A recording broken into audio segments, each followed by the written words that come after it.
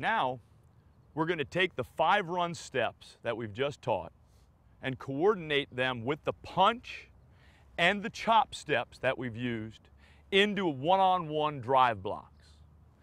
What we're going to do is we're going to have Edwin face the camera and have Connor come and turn around this way and put his toes on the line. The first block that we're going to do is do a base drive block. We're going to put the bag holder, the defensive player, on Connor's left shoulder, and we're going to say the play is going to the right. Connor has better leverage to the play than the defender. So we are going to take our base step, a vertical drive step, we're going to cock on 1, we're going to punch up, not out, on 2, and we are going to power walk the defender back, maintaining the play side leverage that our pre-snap position offers us. On set, go, we're going to do a base right vertical drive block. Here we go. Set, go. Good, stop right there. Come on back. Perfect execution, under control, maintaining power angles. Now let's put the bag holder on the other side. Now the play is going to the left. Connor has better leverage on the defender. We're going to do a base left, vertical drive block. Again, heel on the line with the cock. Second step, punch. On the grounding of the second step, we should thrust the punch. Here we go. And then we're going to power walk, seeing that our heels never pass our toes. Set, go. Good, good. Stop right there. Come on back. All right, that is a base vertical drive block. Now, we're going to put the defender back on the right shoulder, but now the play is going to go to the right. The play is going to the right, so we have to laterally displace our body to take over the position that he has to where we're running the football. We're going to utilize our reach step now. The coaching point on the reach step is this. Do not try to gain play side leverage on the first step. We will step no further than having the middle of our face mask to the middle of his face mask. And once we've maintained contact on the second step, in the drive block, we can start to work for play side leverage. The point of emphasis is this, though. All we want to make sure of is that more of the back of our jersey is visible to our running back than any part of this shield or the front of his jersey. Let's do a reach right vertical drive block. Let's gain ground vertically and laterally, but don't go any further than the middle part of his face mask. Reach right, 2-step, cock and punch, and a vertical drive block. Let's bring the bag back slightly. Good, here we go. Set, go. Good, stop right there, okay? Come on back. Let's just make sure that we're making contact as the second foot hits the ground and not sooner. Let's bring the bag over to the other side. Let's slightly move over just a little bit there. There we go. And let's have the bag right back here. Now, he's on your left, play is going to your left. This is a reach left drive block. Here we go. Set, go. Good, excellent job, excellent job. Great cock, great punch on 2. Come on back. All right, the next one, so now we've done our base vertical drive block and our reach vertical drive block. The next step we're going to utilize is our angle block.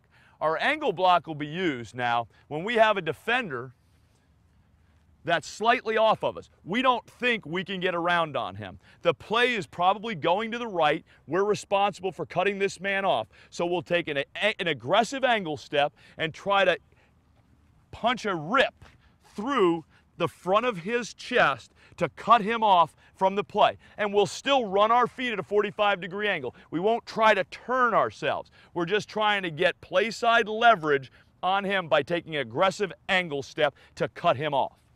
Here we go. Angle right, cutoff block. Set, go. Excellent. Perfectly done.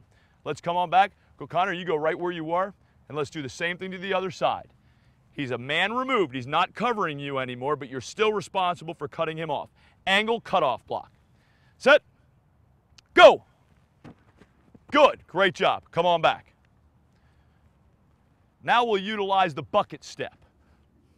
Let's get a full man removed again, but now the play is being run on this side of Connor. A full man removed over there. Connor's either blocking back on him or away from him or blocking down on him, and they're running the play on the opposite side. We'll put our heels on the line. Again, we're going to open our hips by taking that bucket step and now do a vertical drive block at a 45-degree angle making sure that this player stays on that side of our offensive lineman. Let's do a bucket drive block. Set, go. Good. Come on back. Connor, let's set yourself back up again, and let's do a bucket drive block to the other side. Okay, now the man is a full man removed to the left. We're blocking down or back this way. Play is getting run over to this side. Bucket left to open our hips, drive block. Set, go. Good, come on back. All right, good. Now those blocks that we've done, the base, the reach, the angle cut, base and reach, vertical drive blocks, the angle cutoff, and the bucket used in the down block or the back block are used in a drill we call run partners, where we'll line everybody up with a partner. The next drill that we're going to do is a pull drill, where we're going to use those pull steps and the two types of pull that we've talked about. Let's get Connor all the way to the edge of this hash over here. And let's get Edwin over here holding the bag and turning ourselves to face this way. Again, the two types of pulls that we've talked about. A flat pull, which is a kick-out pull that a guard would use in a trap play, or perhaps a guard would use in a counter tray play, coming down flat down the line of scrimmage to kick out a first-level defender, a defensive end or an outside linebacker up on the line of scrimmage. Again, we're going to throw the backside hand. We're going to open up hips and hand, and we're going to run flat down the line of scrimmage to the point where we thrust the punch upward, making sure we bring our hips to get our hips out of the hole. Let's do a pull left for a kick-out block. Set, go. Good. Stop right there. Excellent. Now we're going to use our pull step in the two types of pull blocks that we take. The first one is the flat pull, a pull flat down the line of scrimmage to kick out a first-level defender, such as a defensive end. We would use this on a trap play or the lead block on a counter tray play. We're going to have Connor pull flat down the line of scrimmage, run down to the bag, punch up, not out, and bring his hips into the bag to get his butt out of the hole for the running back. Connor's going to pull left, flat pull, kick out block. On set, go. Set, go. Good, and stop right there. Excellent, good. All right, now Connor, you stay there right by our cones. And Edwin, let's have you come over here as a linebacker. And I'm going to place a cone down at a spot where we would either have a double team or perhaps a down block. And we're going to execute our lead pull. We're going to take the same step. We're going to pull our foot to the 90 degrees to the sideline. We're going to throw the backside hand. But now we're going to run around a cone.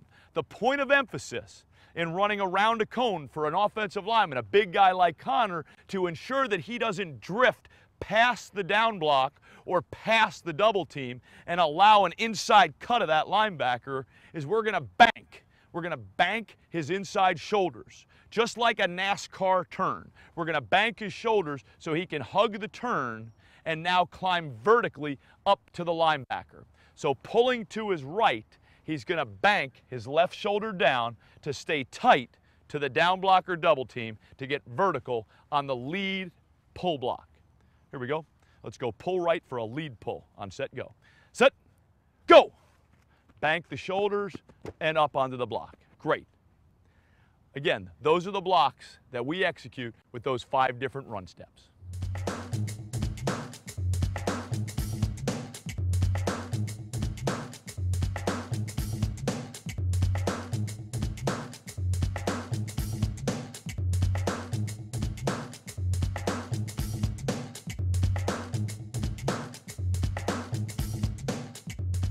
Okay, now we're going to take 2 of our offensive linemen and put them next to each other and work on a zone combination block to block a defensive lineman up to a linebacker. We're going to get our guard Moss over here set up with his back to the camera, and we're going to get our tackle Connor to line up over here.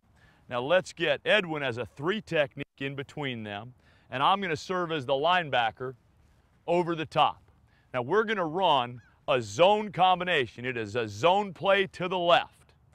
These 2 guys are responsible for us too. In this scenario, we've got a covered guy and an uncovered guy. The covered guy with a cover on the backside is going to take a base step and work into a base drive block. The uncovered player is going to take a reach step and work into a reach drive block. It's imperative every time we do a zone combination block that they both step with the same foot. In this scenario, with a zone to the left, both of them are taking a step with their left foot. They can't step with the near foot or they'll step into each other. They need to work as one offensive lineman. If it was a zone play to the right, their initial step would be with their right foot. We're going to make a zone play to the left. They're both going to take a step with their left foot first. Because the player is on his backside shoulder, base left, because he's got to gain ground into the combination block, reach left. They are going to get 4 hands on the defensive lineman, sharing him, blocking the play side half and the backside half. At the same time, they're going to get 4 eyes onto the linebacker to read where the linebacker goes. Once the linebacker threatens their side of the double team or the combination block and the line of scrimmage, a player will get off. So as the linebacker, if I were to threaten Moss's side of the combination block and the line of scrimmage, he'll work off. Connor will see my body leave to this side and start to take over. If my body threatens Connor's side of the combination block and the line of scrimmage, Moss will see my body leaving that side, begin to take over. Connor will see me appear on that side and start to come off. One man will wind up on the defensive lineman, the other one will line up on the linebacker. If the linebacker were to sit and get taught turkey necking on the zone play, they would continue to drive the defensive lineman up to the linebacker's lap. Okay? So on set go now, we're going to execute a zone left combination block. Base left, reach left. 4 hands on the lineman, 4 eyes on the linebacker, reading to see which side he goes to. Zone left, combination block, on set go. Edwin, why don't you back down a little bit too. Squat down like a defensive lineman. Squat down. Here we go. Set. Go. Good. Excellent job. And again, the coaching point is this, that when the running back hits the hole, he sees the backs of their jerseys, not the sides of their jerseys and any part of my front, but the backs of their jerseys. Let's go back and do another one again. Again, zone left, combination block, base left, reach left. 4 hands on the lineman, 4 eyes on the linebacker. Set, go. Good, good. Staying square. Take over the block, get off on the linebacker, covering him up, allowing spots for the running back to run on either side. Great job. Come on back, guys. Again, uncovered man working with the play side, or the covered man to his play side, both stepping with the same foot. Base, reach, 4 hands on the lineman, 4 eyes on the linebacker. One gets off, the other takes over. That's a zone block, combination block.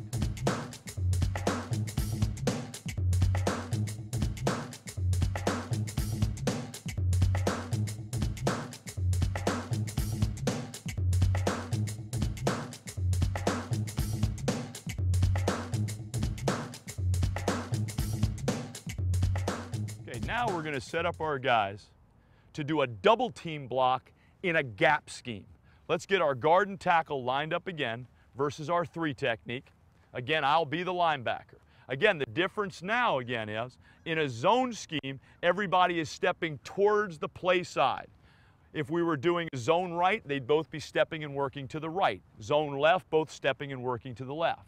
Now we're going to run a gap scheme play to the right. A gap scheme like power or counter tray to the right side. In a gap scheme, they'll work away from the point of attack. So both of them now, with a gap scheme to the right, will both step with their left foot and be responsible for anything to their left side. They're going to combination or double team the 3 technique to a backside linebacker. Again, both of them working together to block these 2 players. The inside player will with a base step with his left foot. Base left, the uncovered player will angle left, because in the gap scheme, it's okay to work back or to drive him back on a 45-degree angle. So Moss is going to base left to post the double team. Connor's going to angle left to drive it down. but they're all going to read the linebacker. If the linebacker were to read the split read or blitz into the gap, the guard has to get off on it, and now Connor can stay on and drive at the 45-degree angle. If the linebacker decides, perhaps he reads the pull and he wants to flow over the top, now when we see the guard, the inside man sees the linebacker flow, he'll take over. You'll start, the tackle will start to feel the takeover, see the linebacker's color, and he can start to get off the block and meet the linebacker over the top. Let's execute a gap scheme double team, guard and tackle versus a 3 technique and a backside linebacker on set go. It's base left, angle left. Again, imperative that they both step with the same foot. On set go. Set, go. Good. Again, the linebacker threatens inside, the inside player comes off, and the outside player stays on. Let's come on back and do another one. Let's get ourselves set back up over again, a little bit wider. Good. And let's get our technique set up. Again, a double team in a gap scheme.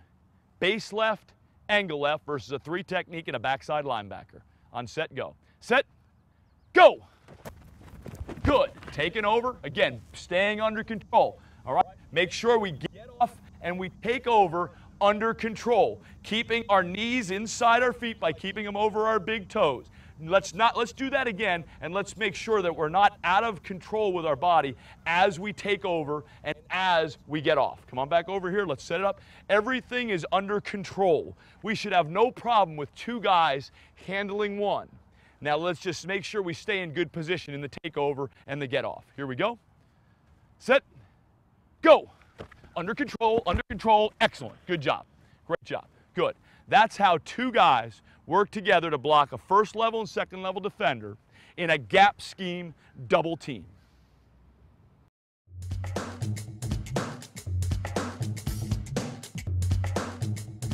Well, the first thing I'd like to do is thank Coach Alercio for taking the time to come talk about, offensive line play in the run game. It's so important as coaches that we understand that it all starts up front with those guys. And a lot of guys like to talk about scheme and concepts and things like that. One of the things I like about Coach Alercio, not only is he the most well-respected offensive line coaches in the country, he runs various offensive line coaches, throughout the East Coast, but he really emphasizes techniques and fundamentals, and that's how you really make a good lineman. Okay, that stuff never goes out of date, whereas plays sometimes kind of recycle, so on and so forth. So I wanted to bring Coach back just to talk about some specific questions that I had as a coach as he was going over some of this material. And the first thing I wanted to talk to you about, Coach, is the difference between that skip pull technique and an open pull. I see a lot of coaches at clinics, especially running gap schemes like power. When you talk about that skip pull, when they're going to cross behind, okay, we're going to cross behind this way and then cross over and get their shoulders downhill to the line of scrimmage. Just talk to me about, as a high school coach, would you recommend teaching it that way, or would you stay with the way? I would tell you, I have some experience in doing the skip pull. My first college coaching job as an offensive line coach back in the late 80s at a scholarship school, we did do that pull. And what I found, the one positive was that you do stay square to the line of scrimmage. The whole time your shoulders are square to the line of scrimmage to get yourself in the block. The downside is it's very slow. Now for the play, the sprint draw play that we ran, it was okay to be slow. But for us in our power and our counter tray stuff and our trap stuff, we want to get there as fast as possible. And we found that throwing the backside hand, getting our hips and shoulders in the direction of the pull is the fastest way to get the person from point A to point B, whether it be a kick out block on a flat pull or whether it be a lead block, banking the shoulders and getting around on somebody. Second question, again, revolves around the pull. Coach talked a lot about in his demonstration using the hands. Now, a lot of wing T coaches, a lot of single wing coaches always talk about leading with the shoulder or forearm because of that blocking surface. What's the difference to you in terms of trapping with that shoulder or forearm as opposed to using the hands on a trap block? Yeah, well, I would tell you, it's been a quarter of a century now since the rule maker said offensive linemen can use their hands. And I've never looked back since. And I said, well, there was a reason why. They wanted offensive linemen to have a disadvantage way back in the day and made them block like this. And then they said, hey, we've got to give them an advantage. Let them use their hands. So if you're not taking advantage of that 25-year-old rule, you're letting your guys stay at a disadvantage. Now, there are times when a flipper can be utilized or a forearm can be, but it should be at the termination of the block. So if you were running down the line of scrimmage to kick somebody out, and if you could throw the big flipper and know that that guy now is eliminated from the block, it would be okay. The downside is if you threw the flipper and he spun back in, there's no way to stop him from spinning with your forearm there. But if you went and kicked him out with your hands and now he spun, you're still in a position now where your hands can move towards the play side, but your forearm can't. It'd be the same thing if you were doing the double team block that we did. The inside guy that's posting, if you knew every time that he could hit and escape and leave this block, you could use a forearm inside, in the inside. But you can't throw the forearm and ask him to stay and take over the block because you'd never be able to get back to this side with just a forearm. So for us, 25 years ago, they said, we're going to give you a gift. Use your hands. We've taken the gift and run with it. Last thing I had for coaches is the reach scheme and the reach block in particular. Coaches now are really emphasizing the outside zone with the stretch plays and those type of concepts. A lot of coaches talk about do whatever you can to take that front side leg and get to the outside armpit, outside number. Coach taught a little differently. He talked about splitting right down the face mask on that reach step. So just tell me about your discrepancy on that. Well, first of all, I would tell you, if it's a way outside, it's a jet sweep or something like that, you can probably try to get across a little bit more aggressively like we did in our angle cutoff block. But if we're going to run an inside run play like an inside zone play, the reason why we wouldn't jump outside, let me grab Connor over here. Now, Connor's a big offensive lineman, certainly considerably bigger than I am. But the advantage that I would have, if Connor was going to try to reach block me, on his very first step, tried to get all the way outside of me, take a big step and get outside of me, I would take the momentum and his weight and be able to drive him that way. Now, I would control the block. I would take his momentum in that big step against, and I'd be able to drive him down the line of scrimmage and push him. Thus, as I'm in this position, the back can't run there, and the back certainly can't cut back here.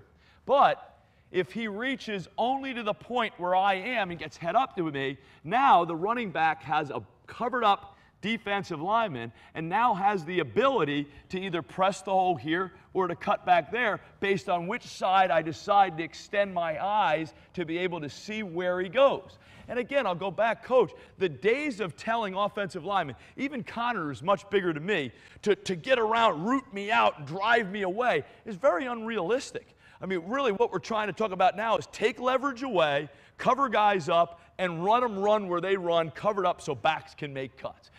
Good backs make linemen look great. Whatever they do, they're right. Yeah, that's right. Make them look right. That's right. I just want to thank everybody, okay, especially X&O Labs. You know, we appreciate all the information you've been sending us, answering our surveys, responding to our reports, and you're giving us this great feedback. Our goal is to help the coaching profession by delivering, you know, fact-based information. We're not opinions, we're facts. Okay, so I hope you enjoyed this presentation on the run game. Again, we thank Coach Alercio and hope to see you again soon. Thanks.